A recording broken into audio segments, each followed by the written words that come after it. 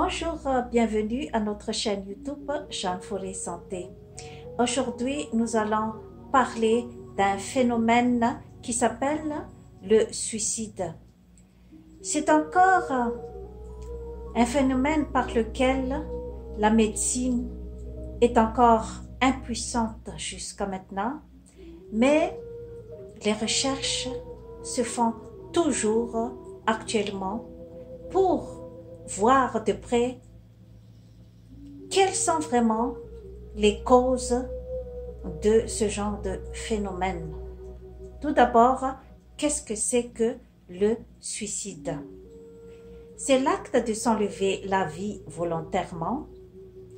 Les idées suicidaires s'avèrent comme un genre de signal d'alarme quand la souffrance est devenue intense et que la personne est incapable de soulager ce genre de souffrance à sa propre manière. Au Québec, 3 personnes par jour s'enlèvent la vie et 8 personnes sont hospitalisées. Quelles sont les causes du suicide? Ce n'est pas un seul facteur ou seul événement. C'est l'accumulation de plusieurs facteurs et à un moment précis de la vie, ça engendre la détresse et le désespoir et ça entraîne les idées suicidaires. Il y a plusieurs facteurs qui donnent le suicide. Par exemple, la prédisposition sur les maladies mentales comme la dépression nerveuse, l'anxiété. Il y a aussi le milieu social, la situation familiale, certains événements comme l'échec, les peines d'amour, les intimidations et le rejet. Quelles sont les personnes à risque de se suicider? Comme j'ai déjà mentionné, la maladie mentale comme la dépression nerveuse, l'anxiété, la mauvaise estime de soi. Il y a aussi la dépendance à l'alcool, à la drogue et au jeu. Il y a également les difficultés familiales, les conflits au niveau des proches, des problèmes financiers, la solitude. Il y a également le mauvaise estime de soi. Mais on oublie souvent l'aspect nutritionnel dans les causes du suicide. Car il y a beaucoup de cet aspect-là qui rentre en jeu par l'accumulation des déchets au niveau de l'organisme qui est due à une mauvaise alimentation. J'ai déjà expliqué ici plusieurs facteurs qui peuvent engendrer ce genre de mauvaise alimentation qui peut donner une mauvaise chimie dans notre organisme. Par exemple, l'ingestion de trop de sucre, j'ai déjà expliqué ici à l'émission de Jeanne Forêt Santé. Il y a également l'ingestion de gluten et aussi l'ingestion de plusieurs excitants comme l'alcool, la drogue, ainsi que le café, etc., etc., ainsi que l'ingestion des viandes rouges, car toutes ces choses ne peuvent pas être vraiment digérées par notre système digestif, ce qui peut emmener à des intoxications au niveau de notre corps. Il y a également le manque des exercices physiques qui peut également entraîner l'accumulation des toxines dans notre système. Quels sont les signes du suicide d'une personne qui veut se suicider? Il y a quelques indices par les mots, les comportements, les émotions. Par exemple, la personne répète, je vais en finir, je vais me tuer, je suis inutile, vous serez bien sans moi. Donc, tous ces mots peuvent vous orienter un peu à l'état émotionnel de la personne. Il y a également le dépistage de quelques gestes comme l'isolement, la fatigue, l'irritabilité, le trouble du sommeil, l'agitation et l'abus de l'alcool et de la drogue. Qu'est-ce qu'il faut faire alors devant une personne suicidaire? Comment l'aider? Tout d'abord, la meilleure solution, c'est l'écoute. Si il y a tous ces signes que une personne veut se suicider, donc l'écoute, c'est vraiment un énorme aide pour la personne. Écoutez la personne, montrez-lui que vous comprenez ses détresses. Il y a toujours une partie de lui qui veut vivre. Donc, il faut allumer cette partie en lui pour l'inciter à retourner à la vie, pour apprécier la vie. Il faut prendre au sérieux, pas faire la morale ou provoquer la personne suicidaire. Vérifier quand et comment il veut se suicider. Dans ce cas, s'il y a vraiment une précision, donc c'est une situation d'urgence. Dans ce cas, si vous êtes au Canada, vous appelez le 911 en urgence. Il y a également le centre de prévention de suicide que vous pouvez appeler pour procurer un peu plus d'aide. Quelles sont les solutions à long terme? C'est prendre soin de soi. Se prendre soin de soi-même comprend plusieurs volets. C'est le volet psychologique, volet spirituel ainsi que le volet physique. Prenons par exemple le volet psychologique. Il s'agit de faire le psychothérapie.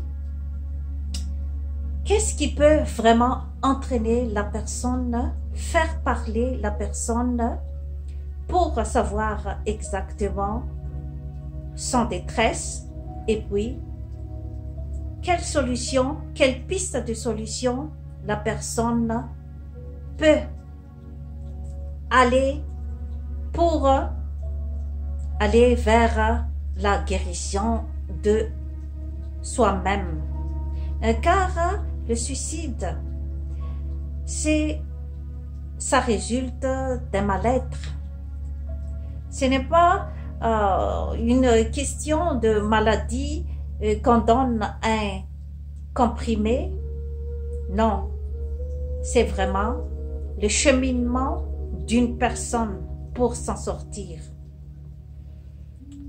Donc, le passé de la personne peut aussi rentrer en jeu. Comment elle peut résoudre son problème dans la vie quotidienne, au niveau de ses relations, au niveau du travail, au niveau de la famille. Il faut savoir interroger la personne et chercher une piste de solution avec elle. Mais il ne s'agit pas tout simplement de faire la psychothérapie de la personne. Il faut également rentrer dans l'aspect chimique d'une personne. Comment elle se nourrit au quotidien?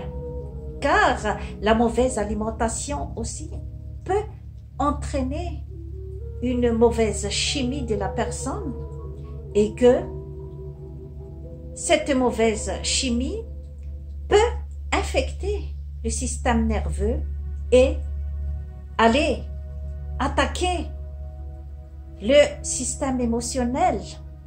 C'est ça qu'on oublie souvent dans le fonctionnement de notre organisme. Il ne s'agit pas tout simplement de faire la psychothérapie de la personne. C'est souvent inefficace, c'est souvent insuffisant pour vraiment traiter une personne suicidaire. Il faut entrer aussi dans sa mode de vie et de sa façon de s'alimenter. Car si la personne continue toujours à faire rentrer dans son organisme des aliments qui peuvent l'intoxiquer, ça peut entraîner également le cercle vicieux de ce qu'on appelle le mal-être. Car le mal-être vient aussi de la chimie corporelle. Par exemple, la personne qui n'arrive pas à évacuer les déchets comme il faut, par manque d'exercice physique par exemple, la constipation, il faut aussi prendre en considération ce genre de choses et aller vers des pistes de solutions plus efficaces et plus logiques, car si la personne est constipée, bien sûr qu'il y aura le mal à l'aise. La personne ne va pas se sentir bien avec elle-même. Donc, il faut voir plusieurs volets. Il y a aussi dans l'aspect de gérer les émotions, comment la personne peut gérer ses émotions de la vie quotidienne, car la relation avec les autres, avec les entourages, ça compte beaucoup. Est-ce que la personne arrive à bien communiquer comme il faut, ou la personne accumule les rancunes? Est-ce que la personne arrive à se défendre devant les intimidations? Tout ceci, il faut vérifier de près. Et il y a également le côté spirituel. Il s'agit de s'ouvrir vers le côté de notre environnement. Il faut s'ouvrir un peu plus vers une force divine, une force qui peut nous aider à nous en sortir, car la force divine est toujours la bonne solution pour l'énigme de la vie, pour le mystère de notre vie, car le suicide reste toujours un mystère chez nous, les êtres humains. Et c'est toujours un cas de suspense, un cas de surprise au niveau des entourages. Car quelquefois, quelqu'un qu'on croit une personne forte, une personne heureuse, des fois, pourquoi elle se suicide? C'est toujours un point d'interrogation dans l'entourage. Ce qui veut dire que, apparemment, la personne a montré qu'elle est heureuse. Mais le résultat est là, elle se suicide, c'est-à-dire que elle ne l'est pas du tout. Donc c'est toujours l'énigme de notre personne, de notre personnalité et de notre existence. C'est pour cette raison que il y a une thérapie toujours globale qu'il faut entrer en jeu, voir de près comment fonctionne notre corps humain, comment fonctionne un être humain. C'est toujours autour de l'esprit, corps et âme. Il faut soigner les trois aspects de nous-mêmes. Sur ce, je vous remercie de votre attention, chères mesdames, mesdemoiselles et messieurs. Abonnez-vous à notre chaîne YouTube Jeanne Forêt Santé et likez. Il faut apprécier la vie telle qu'elle est. Bye bye.